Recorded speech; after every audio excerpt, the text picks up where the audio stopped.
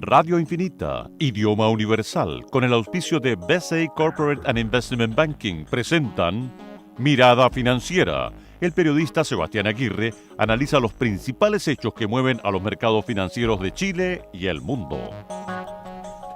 Bienvenidos, cerramos la semana aquí en Mirada Financiera, en esta edición de día viernes 23 de octubre, ya se nos va esta semana, comienza el fin de semana y hacemos también la revisión, por supuesto, de los días, de los temas más relevantes de la jornada y de esta semana en este cierre que queremos hacer hoy conversando con nuestro panelista Alejandro Fernández, gerente de estudio de Géminis. Gracias por estar con nosotros, Gerardo. Encantado, mucho gusto. Bienvenido. Hartos temas que queremos conversar, Alejandro, ya algunos los esbozábamos antes de empezar el programa, pero si te parece revisamos algunos indicadores de la jornada y vamos a tener ahí algunos contextos para poder iniciar la charla. Vamos a comenzar, como es habitual, revisando datos bursátiles, con lo que ocurrió durante este día en Asia, por ejemplo. Comenzamos con los cierres bien temprano de la bolsa de Nikkei, que subió un 2,11%, mientras que el Hang Seng subió 1,34% en la plaza de Hong Kong. Shanghai, en tanto, reaccionó positivamente a los anuncios realizados por el gobierno chino relacionados con la baja de interés. Ya vamos a estar hablando de aquello. 1,33% fue el alza que tuvo la bolsa de China. En Europa, en tanto, también hay buenas noticias desde el punto de vista bursátil, impulsado por algunos datos económicos. El FTSE 100 subió 1,06%, la bolsa de París subió 2,53%, el DAX de Berlín, de Alemania, 2,88%, y el IBEX madrileño subió 1,07% en la bolsa de España. De esta forma, entonces, Europa cierra una jornada con muy buenos rendimientos, impulsado, como decíamos, por algunas novedades que pueden dar algunas proyecciones, algunas luces de recuperación en la Unión Europea. Vamos a Wall Street. A esta hora opera Dow Jones con un alza de 0,62%. El Standard & Poor's hace lo propio con un 0,85% y el Nasdaq cierra esta buena jornada hasta ahora para Wall Street con un alza de 2% y fracción. Es buena jornada, sin duda, la que se ha vivido en las bolsas afuera. Y Santiago se contagia también de esos buenos indicadores. Gana 0,61% el IPSA en su cotización, mientras el índice general lo hace en un 0,43%. ¿Y qué pasa con el cobre? Durante esta jornada tuvo un alza de 0,40% en la bolsa de metales de Londres. El principal producto de exportación nacional se cotizó en $2,40 la libra. Buena escalada también para la moneda, para el metal rojo, digo, en esta jornada, en un día también en el que hubo recortes de proyección de parte de Cochilco respecto a lo que vendrá en 2016. Será un tema que vamos a tratar también en esta edición de Mirada Financiera. Pero también tendremos otros temas que analizar en este día en materia de empleo y de desempleo. Tendremos novedades respecto a lo que ocurrió en China también. Todo eso lo vamos a conversar en la próxima media hora. Antes les recuerdo que nos puede escuchar en nuestra señal online www.infinita.cl. Y luego a las 3:30 de la tarde aproximadamente, un poco antes, ya tendré disponible el podcast de nuestro programa. Cualquier consulta, si usted quiere enviarnos un comentario, algún análisis respecto a los temas que vamos a hablar hoy, escríbanos a nuestra cuenta en Twitter, @InfinitaFM, para que nosotros podamos ir leyéndolos al aire y dinamizar esta conversación también, Alejandro, que me gustaría comenzar con el tema del desempleo, ¿no? Conocimos esta semana un dato bien relevante, el dato que entrega el Centro de Microdatos de la Universidad de Chile para el Gran Santiago, de 7,1%, un alza que hace tiempo que no se veía en el desempleo.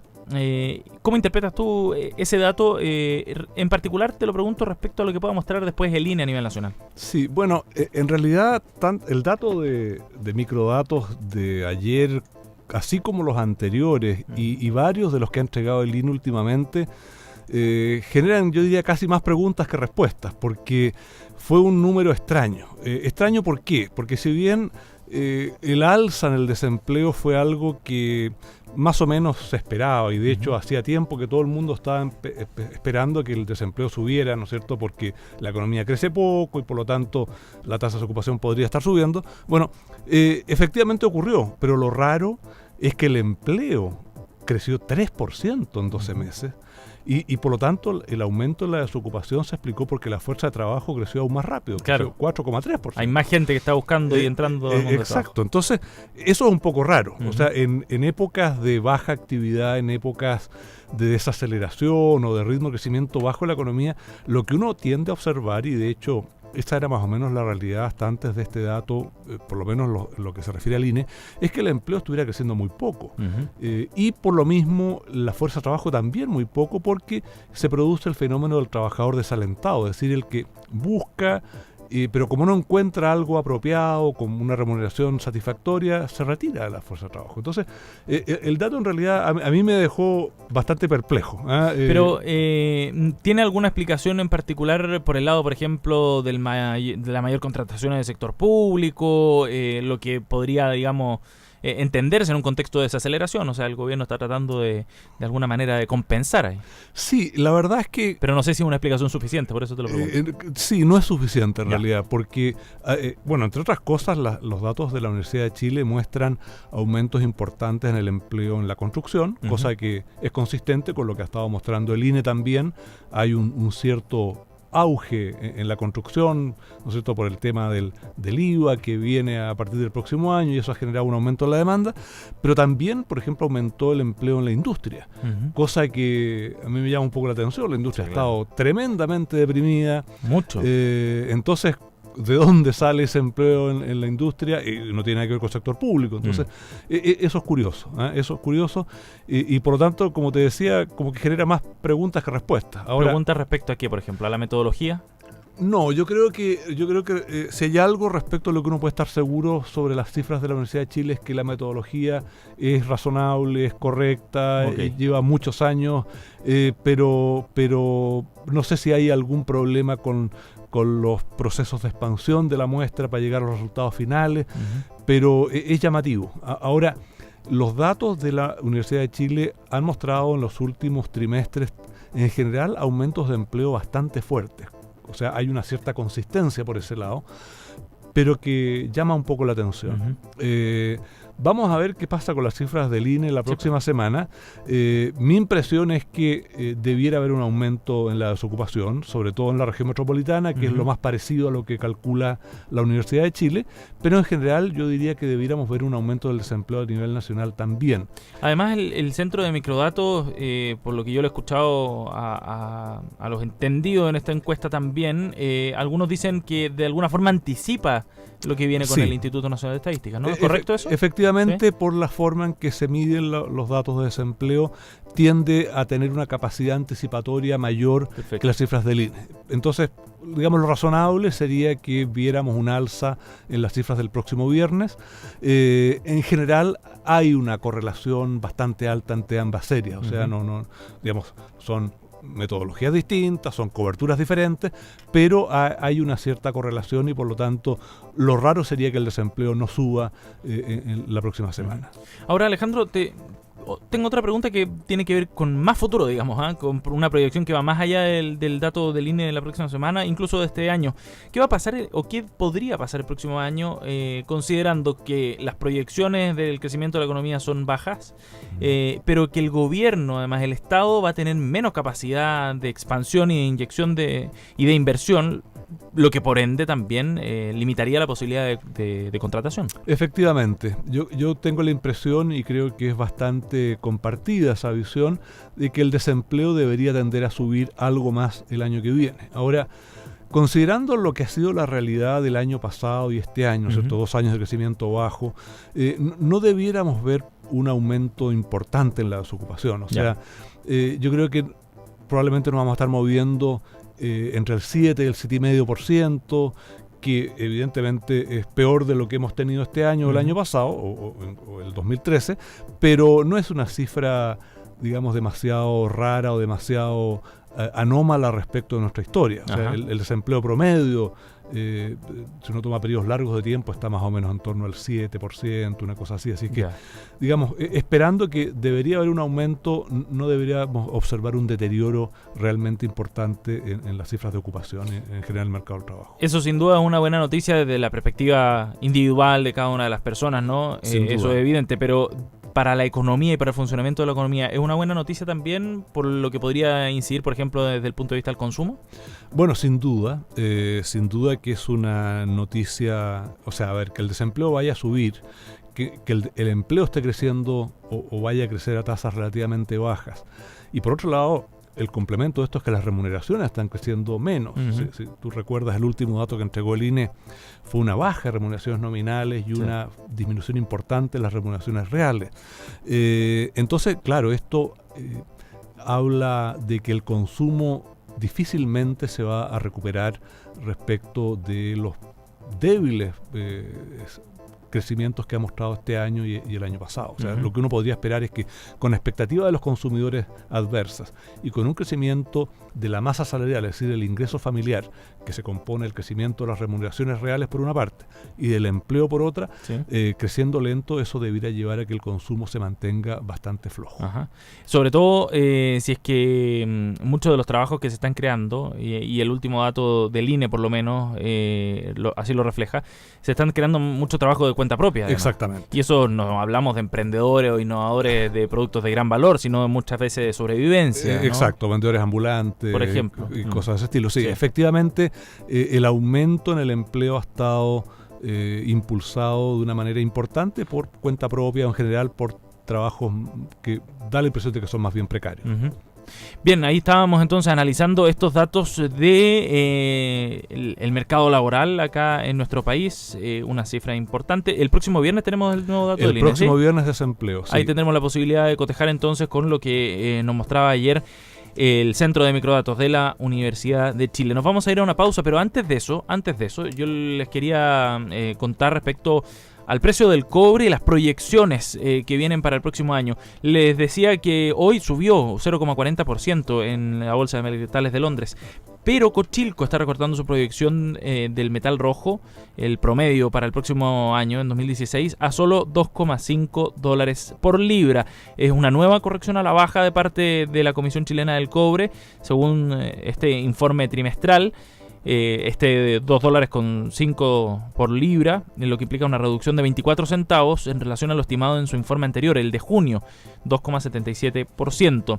Eso significa que el precio promedio del próximo año bajaría en cerca de 20 centavos de dólares en relación al informe anterior. Cabe destacar que la proyección de 2016 considera recortes de producción de cobre anunciados públicamente ya por las empresas a la fecha de emisión de este informe.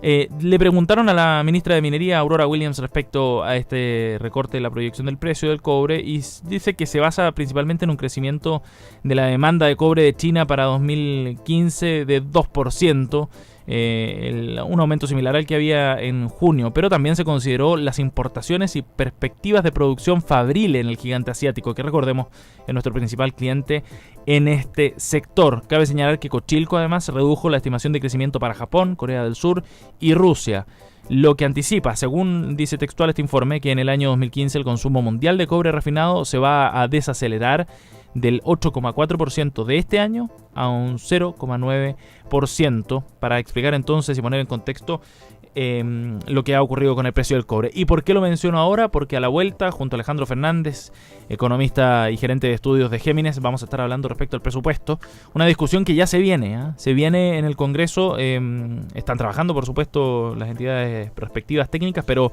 la discusión política va a ser sumamente interesante, y de eso vamos a hablar al regreso de la pausa. Vale, por ahí lo vinculamos con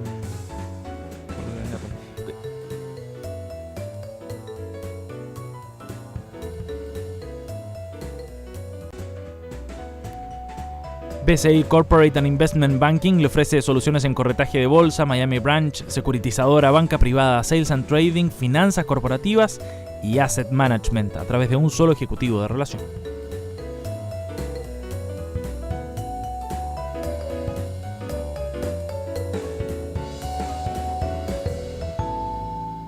BCI Corporate and Investment Banking.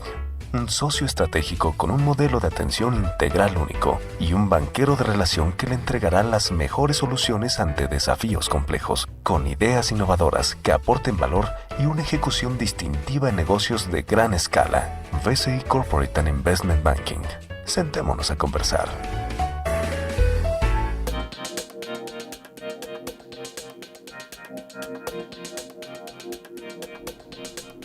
En sus decisiones financieras, BCI Corporate and Investment Banking está junto a usted con un modelo de atención integral único que aporta valor y una ejecución distintiva.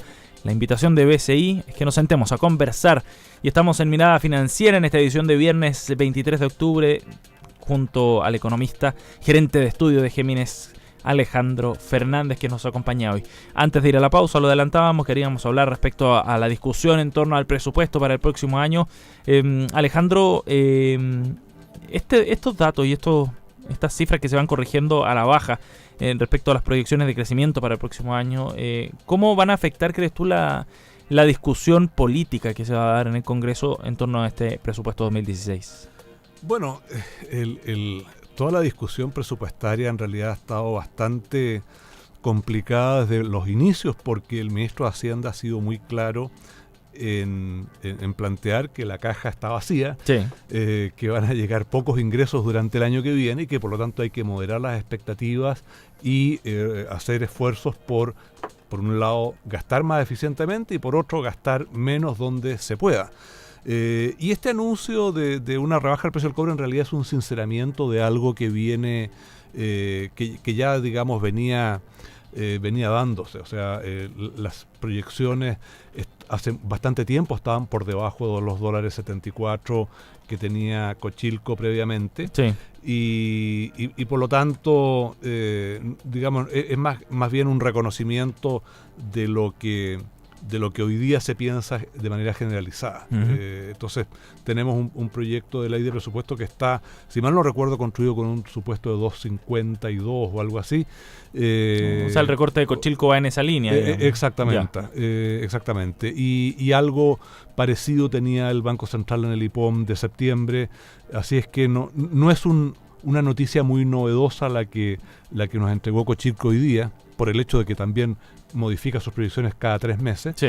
Y por lo tanto, yo diría que no es un dato muy nuevo. Pero en lo que se refiere al tema presupuestario, claramente es complicado. Hemos visto algunas discusiones bastante serias, ¿no es cierto?, con recortes de glosas por diversos motivos.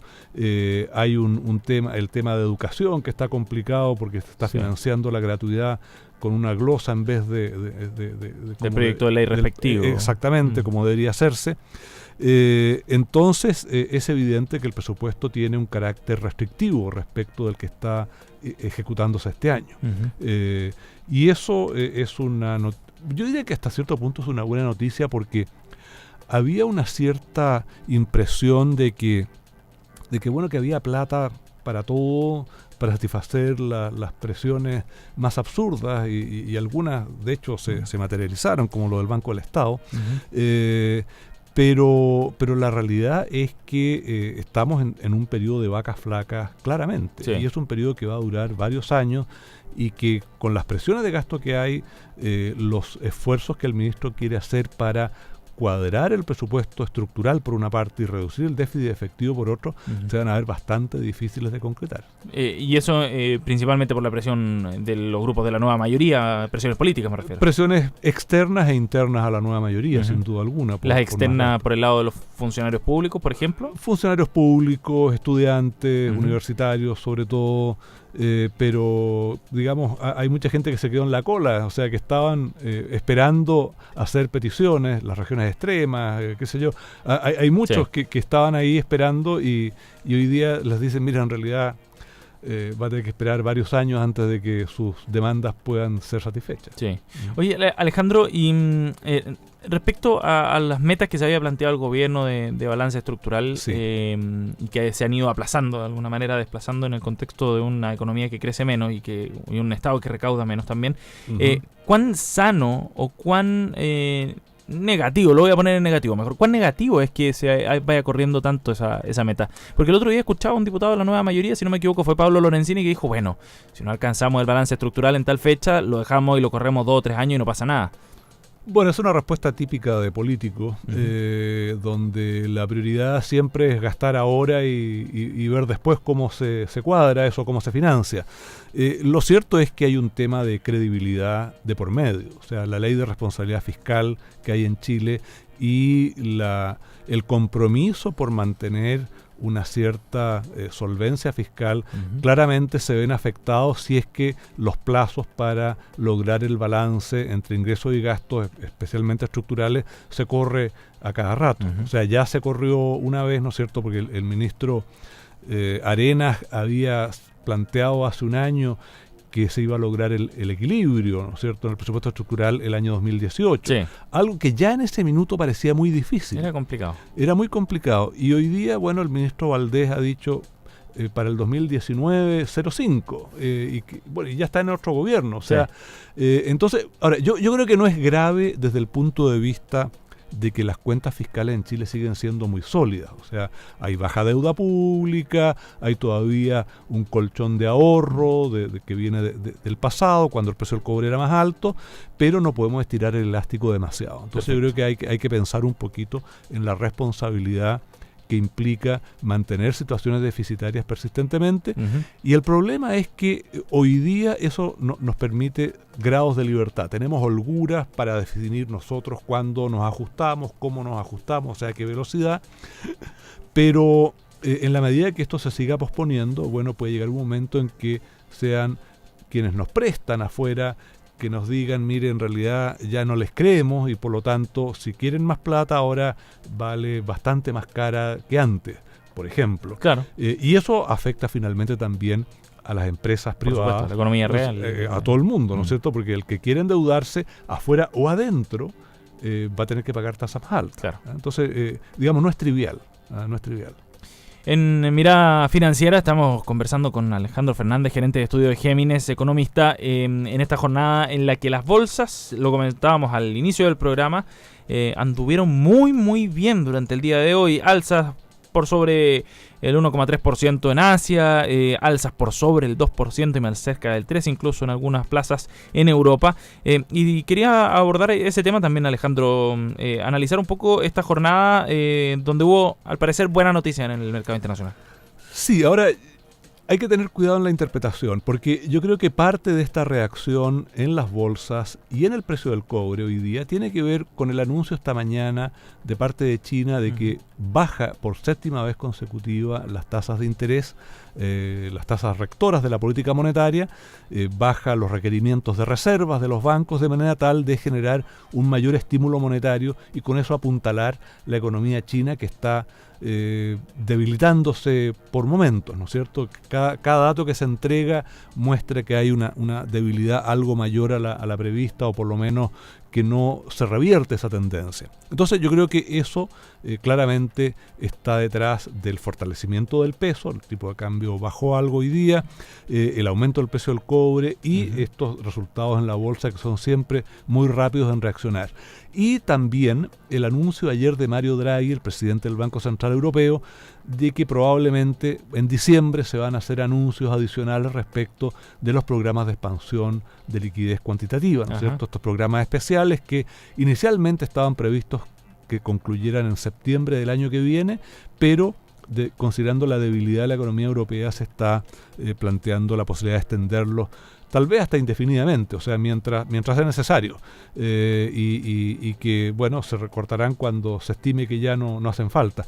Pero es un poco como vivir de la droga eso, o sea, cuando se quita, se siente la carencia, ¿no es cierto?, se siente la necesidad, y no está muy claro que el estímulo monetario en este caso sirva para algo más que para mantener la situación a flote, pero no resuelve los problemas de fondo de las economías. Lo hemos visto en Japón, donde por ahora no se han anunciado nuevas medidas monetarias, pero donde el tema de bajo crecimiento, donde el tema de relativa deflación no se resuelven, y en Europa pasa exactamente lo mismo. Sí, como que la inyección de liquidez no está llegando en definitiva a mayor inversión o al sector de la economía real, ¿no? Exacto, sirve para mantener las tasas de interés bajas, que es algo necesario en este minuto, pero no logra cambiar las perspectivas de mediano y largo plazo de esas economías. Entonces, es algo que está siendo útil, pero eventualmente podría empezar a generar costos si es que se mantiene esto sin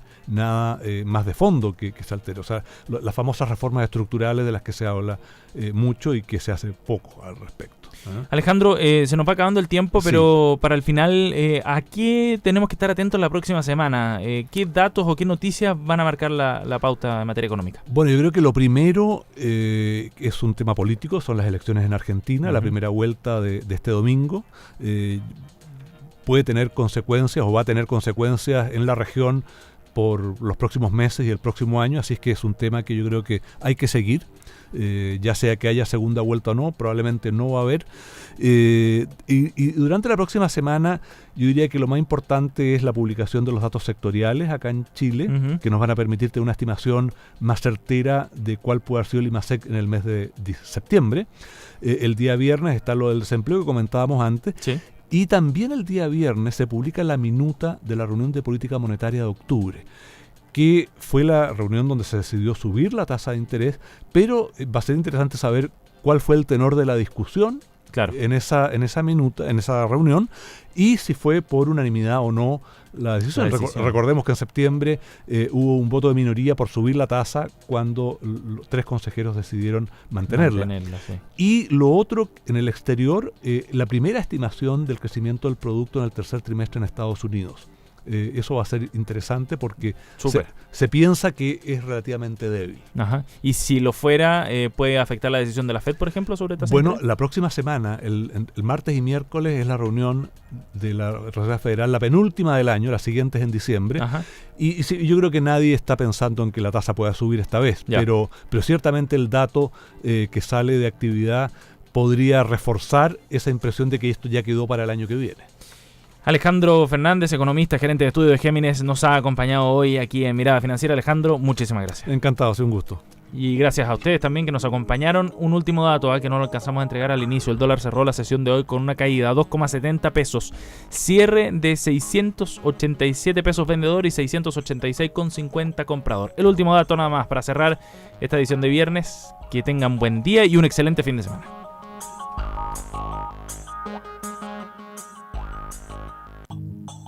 Radio Infinita, idioma universal, con el auspicio de BCI Corporate and Investment Banking, presentaron Mirada Financiera, el análisis de los principales hechos que mueven a los mercados financieros de Chile y el mundo.